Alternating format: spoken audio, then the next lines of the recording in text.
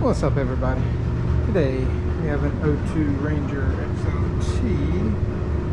It's got the 3-liter in it, and this is kind of a job that I'm kind of dreading. It's a common problem on these. It's leaking coolant, and a lot of people would think that it's coming from the water pump, but it's not. This right here is coming from the actual timing cover, and pretty common problem on these. They leak a lot right at the top. And one reason I'm dreading this isn't because it's a decent sized job. It's the fact that it is a northern truck and it does have a lot of rust on it, and I'm probably gonna break a bolt or two. I'll be honest with you, something's gonna break. I can kind of feel it just by how bad the frame and everything was. This truck lived in New Jersey all its life, and now it's down here in good old South Carolina in the south. But we're going to deal with it any way we can, and the way we're going to start this off is we'll take this air breather off so we can get down in here and get to the fan clutch, and we'll have to use a fan clutch tool. And I believe that, I don't know where you can see down in there, but it's right there. I believe this is a 7/8 size if I remember correctly. But we're going to have to move this. I'm just going to take it off right here and right here, and then we can get to the fan clutch, and then we'll take the fan shroud out with the fan and everything intact. But to take the air tube off, hose clamp, and then that's break. Vacuum up. And you can use either, I think it's an 8 or a flathead, whichever one you want to. So we're going to get this off so I can get, I'm probably even going to put a light underneath here so we can see a little bit better, but then we can get down into there and start pulling this fan off. Got the intake tube off now. Got the little part for the fan clutch right here. It is a 7/8, and I'm using the air hammer method, and you're going to have to excuse the air noise. We're in the process of replacing all these fittings right here because they are leaking really bad. So this one is leaking.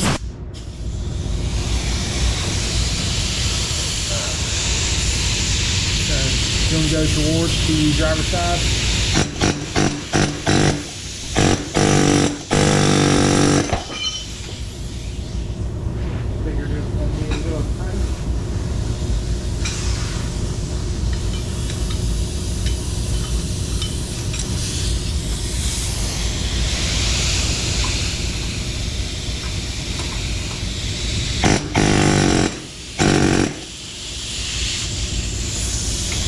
I think we got it broke loose now.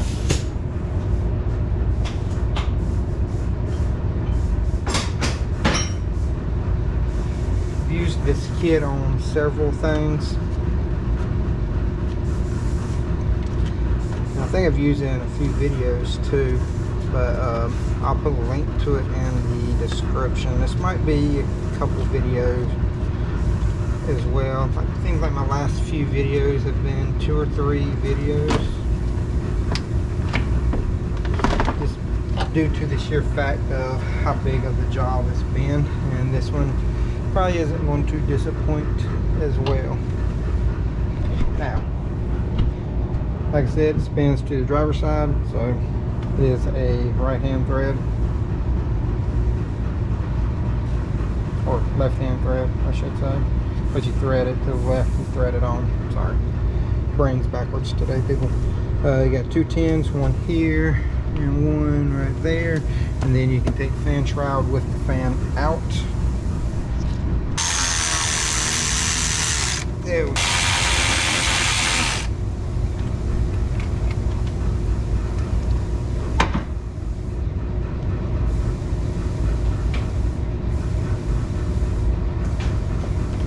Should just be able to lift it up.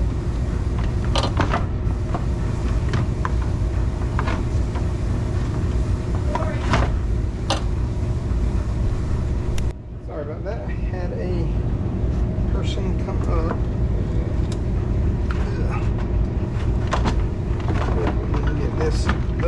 and out of here so we can get the fan shroud out. There's your fan.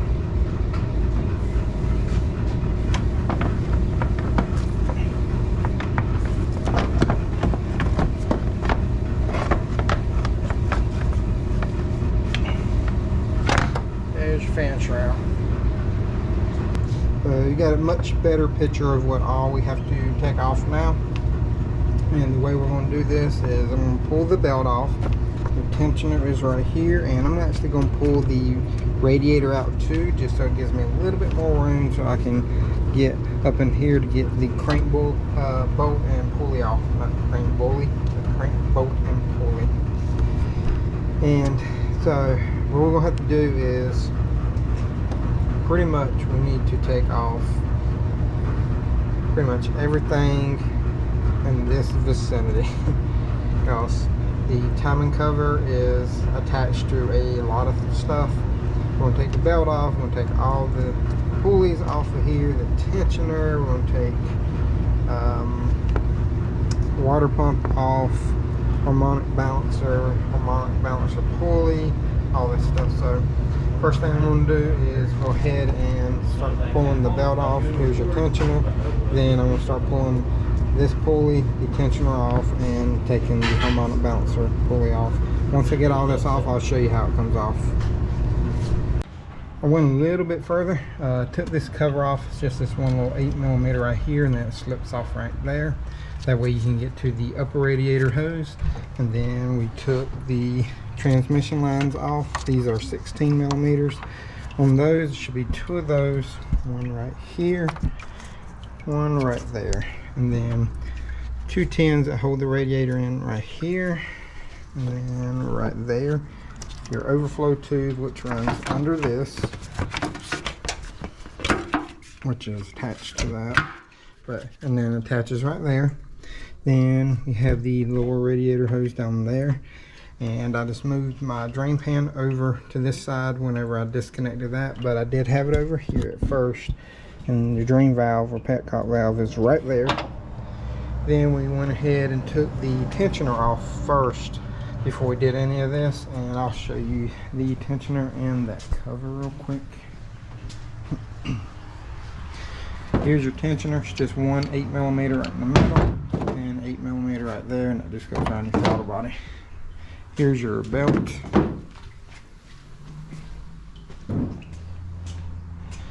And now I think we should be ready to pull the radiator out. Now to do this, you'll have to fold it back and pull up. And see if I can show this to you.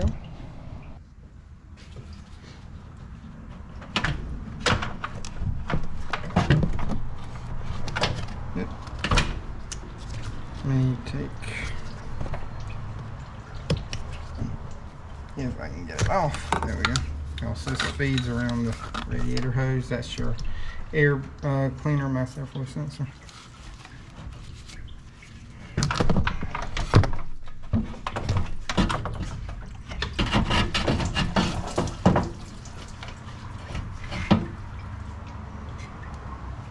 So you just saw me take the radiator out of this, and our next step we're going to do is start pulling the AC compressor off. You ain't gonna pull it off completely, but you do have to take it off the bracket, and you don't have to pull the power steering pump out, but this bracket has to come off. But the alternator bracket and alternator, you can leave that on there.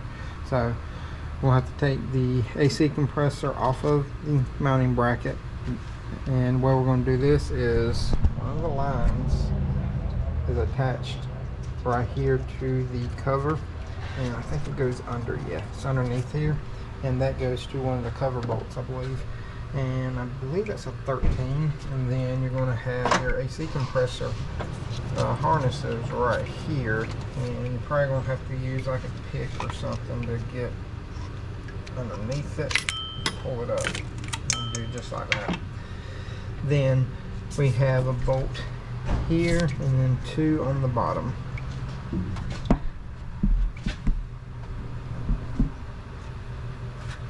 Sorry, thought I saw something, but like I said, you got a bolt here and then you got two on the bottom, and then the AC compressor, you can kind of move it out of the way where you need it to.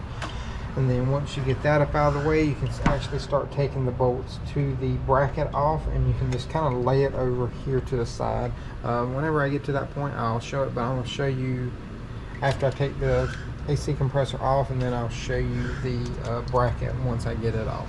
So there'll be a little bit of show and tell, I guess you can say. So I don't know where I left off. I think last thing I told y'all was I was taking off the AC compressor and doing the bracket right here. So I got it off, and as you can see, I kind of got it just kind of tucked out of the way as good as I can. And the AC compressor is right here. I have the end of it sitting on the water pump pulley. One thing I did have to do was disconnect fuel rail right here, just because it, see this portion, it was wrapped in through here. Or no, sorry, wrong line. This one right here is wrapped down through there. And then I'm going to show you all the bolts, if I don't trip up real quick, that holds the bracket in. And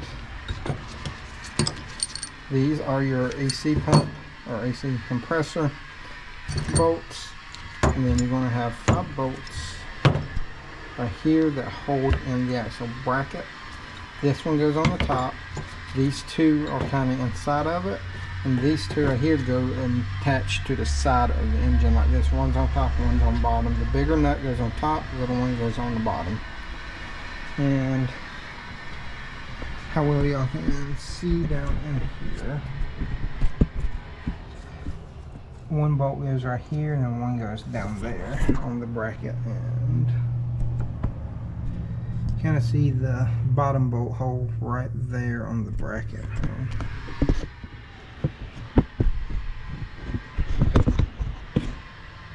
don't know how well I can see it, but that's it right there. Kind of had y'all upside down.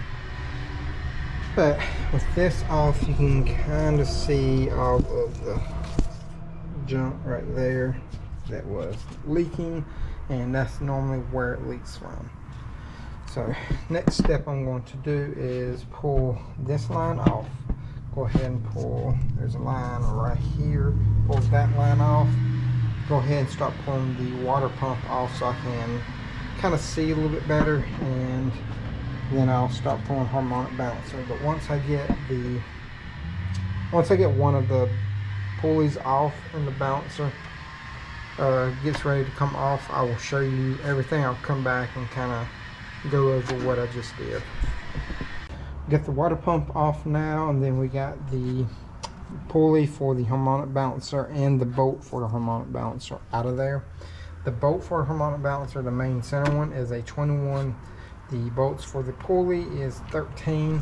Bolts for the water pump pulley are 10s, and then the water pump bolts themselves are a combination of 13s and 8mm. Now here are the water pump pulley bolts right here. Get these up real quick. I'm going to show you the water pump and what I did to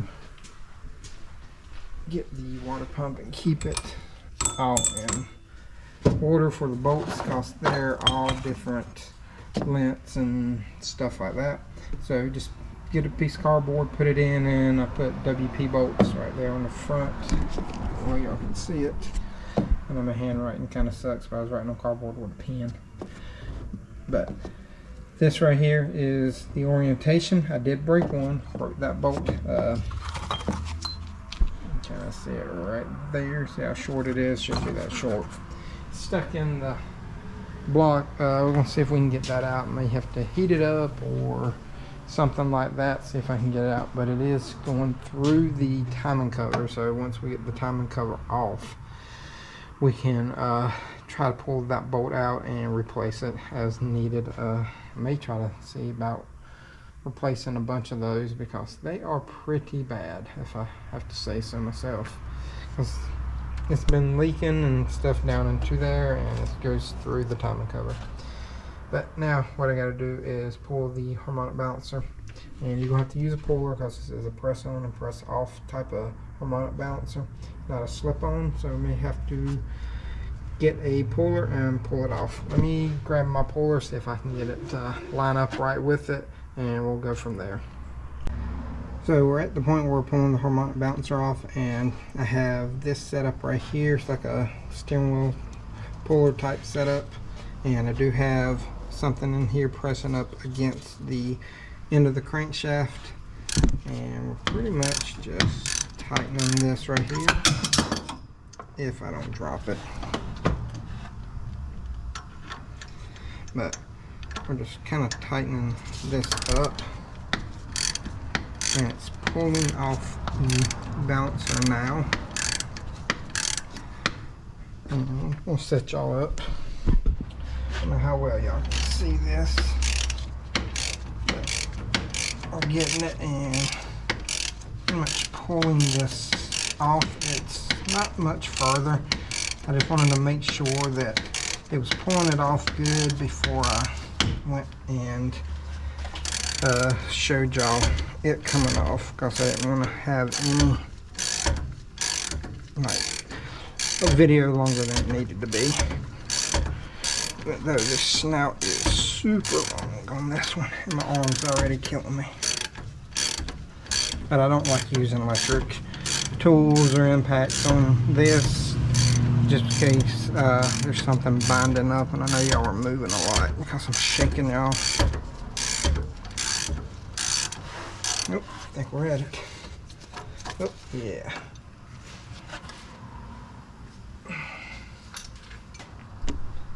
Put a nut on the end of it because that was about the perfect size. My harmonic balancer puller would not thread into it, so it was a perfect thing to use. Now I'm just threading it out.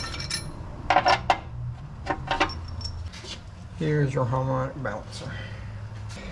Now we are to the point where we need to start pulling the timing cover bolts on this, but just so you know, there are two on the very bottom. They go through the oil pan into the timing cover. They're right here. There's one on the left, one on the right. It's about right where the corner of the timing cover is. Now I did disconnect a couple sensors. The timing crank sensor is unplugged and little stuff like that, just because it's coming off with the cover. And then we'll change the front seal, we'll change the gaskets and all that, but I gotta see where the bolts are on here because I can't see right now where they're at. We shouldn't have many of them, and then we should be ready to pull it off. But once I get all the bolts out, I will bring y'all back and show me pulling the timing cover off, because it does state you need to either pull the engine or lift the engine up to do this, because you're supposed to pull the oil pan off, but we're doing it without taking the oil pan off. So I was going to show you, but there was too much cussing and aggravation going on, so I had to drop all that footage because it was not pretty. Smashed my finger like 7 times. So let's get one thing straight real quick. So you're gonna have 8mm here, 8mm there, 10mm here, then you have a 17 and a 17. And then you can kind of use your pry bars and stuff and walk it off. So we got it off. I did have to take the lower radiator hose off of it. Wasn't a big deal, come off really easy. But this is your timing cover. This is what leaks. Bad design. Yes, very bad design, I would say. But probably going to end this video right here for part 1. Let me show you my bolt first before I do close out the video. Plus it's about 5 o'clock, which is about the end of the day. There's my bolt. I'll have to try to get it out somehow. And this thing does have some timing chain play in it, so I'll ask the guy if he wants to go ahead and do it while we're in here. It's up to him. If he does, he does. If he don't, he don't. That's, like I said, it's all on the owner of the vehicle. But like I said, I'm going to close out the video for today. This is getting it off for right now. Excuse me, but this is getting the timing cover off of it. So like I said, you're supposed to pull the engine, but you can do it without doing it. And when we go to put it back on, we'll put silicone around the bottom, but we'll show that in the next part. So stay tuned for the part 2. This might be a little bit longer video than I wanted it to be for part 1, but we'll show putting it all back together. I'll probably even show taking the bolt out if I can on part 2 as well. But if you've got any questions, comments, concerns, any tips, tricks, let me know. I mean, something that can help out everybody. Just put it down in the comment section, and I'll get to it as soon as possible.